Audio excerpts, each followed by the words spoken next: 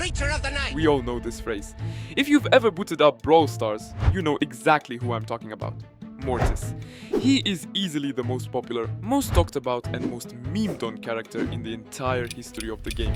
He's been here since the very early days of the closed beta, and over the years he's built an absolute cult following.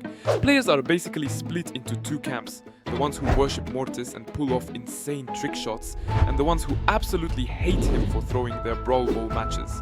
But today we are not talking about the meta, his gadgets or his star powers. We are peeking behind the curtain, because behind this edgy, shovel-wielding vampire persona hides one of the deepest, most fleshed out, and genuinely creepy storylines in the entire Brawl Stars universe. Who is Mortis really? Where did his funeral home come from? What is his actual role inside the sinister Starr Park corporation? And why is he forced to fight in the arena for all of eternity? Get ready. We've compiled absolutely every official fact, decrypted every WKBRL radio broadcast, and analyzed the hidden details in official animations to build the ultimate psychological and lore profile of the master of the Mortuary. And let's dive into the darkness. To truly understand Mortis' lore, we have to go back to the absolute foundation of the Brawl Stars storyline. The infamous Starr Park investor video.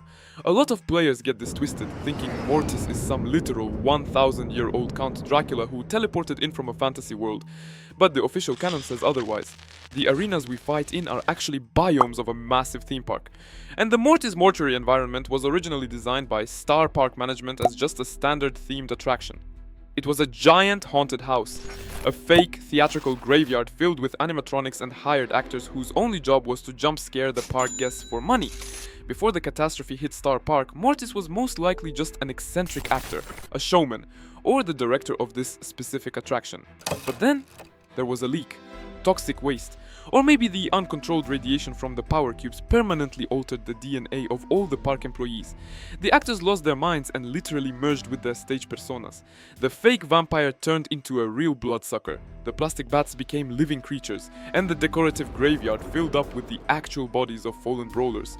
Mortis drank his own Kool-Aid. He genuinely believed he was an ancient creature of the night, and Starr Park let him live in that illusion because he was doing his job perfectly. And this is where it gets crazy. Mortis isn't just some mindless, bloodthirsty monster, he is a calculating capitalist and a ruthless businessman. And the biggest proof of this comes straight from the legendary WKBRL radio streams. For those of you who missed this golden era of Brawl Stars lore, WKBRL was an official, encrypted 24/7 radio livestream run by the devs. And cutting through the screams, the sirens, and the white noise, players could clearly hear creepy, fully produced commercial breaks. The stream literally ran ads for Mortis' funeral home. A smooth but unsettling voice offered premium burial services for the losers of Starr Park, alongside discounts on coffins and crypt rentals. What does this tell us? In the closed, nightmarish ecosystem of Brawl Stars, where brawlers are forced to die and respawn every single day for the entertainment of the public and the investors, Mortis struck a gold mine. He monopolized death. He is making massive amounts of money or in-game currency by disposing of the bodies and keeping the graveyard tidy. He isn't just swinging a shovel around, he is the CEO of Mortis' Mortuary, and every time an enemy brawler gets wiped out, all he hears is the sound of cash registers. But how did the devs at Supercell take a guy who profits off funerals and turn him into a community favorite? The answer is a brilliant deconstruction of the vampire trope. Mortis is a total parody of classic vampires. Beneath the gothic cape and the evil laugh hides an absolute clinical narcissist with a massive ego. Just listen to his official voice lines. Mortis the Magnificent. My excellence is undeniable. He is so insanely in love with himself that it actually becomes his biggest weakness. If you watch the official Supercell animations, there's a very clear pattern. Mortis always makes this incredibly epic entrance, surrounded by bats striking a cool pose, and then instantly gets clowned on because he overestimated his skills or got distracted fixing his hair. And do you guys remember the legendary hat versus no hat war? In the early beta days, Mortis always wore his top hat. When the devs remodeled him and took the hat off, the community literally rioted. Supercell was forced to bring back Top Hat Mortis as a completely free skin. This hilarious piece of game history actually fits perfectly into his lore. Mortis is so obsessed with his drip and his physical appearance that his wardrobe choices were the talk of the entire Starr Park. No deep dive into Mortis would be complete without talking about his ultimate arch nemesis, Dynamike. And this is an amazing example of a fan meme crossing over and becoming 100% official canon. Because of his dash mechanic, Mortis has always been the ultimate hard counter to throwers. The player base made thousands of memes about Mortis players ruthlessly hunting down helpless Dynamikes. The devs saw this and baked it right into the official lore. Canonically, Mortis genuinely, passionately hates the old miner, but it's not because of some ancient blood curse. The reason is hilariously practical. Dynamike is a crazy old man who loves blowing stuff up, and his absolute favorite hobby is chucking TNT over the fences of Mortis' Mortuary, completely destroying the perfect landscaping, the expensive tombstones, and the crypts that Mortis poured so much time and money into.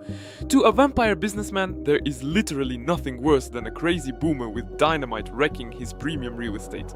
They show this rivalry all the time in the official Brawler animations, turning their feud into this classic Tom and Jerry style comedy. However, Mortis doesn't run the business alone. He is the head of the Undead Trio, and how he treats his crew tells you everything you need to know about him. It's been officially confirmed that Emz is Mortis' niece. She's an undead teen influencer, and from the looks of it, Mortis plays the role of a hyper-strict, overbearing, and pretty toxic uncle. He's obsessed with his family's high status, and based on Emz's lore, he is clearly not thrilled that his niece is secretly crushing on Poco, a broke wandering musician. As for Frank, Mortis treats him like pure cheap labor. Frank is the brute force of the Mortuary. While Mortis is busy posing in front of the mirror and counting his profits, the gentle Frankenstein's monster is doing all the heavy lifting and grueling physical grunt work around the graveyard. Mortis manipulates them and keeps them close because he knows that, outside of this dark little family business, they have nowhere else to go in the brutal world of Starr Park.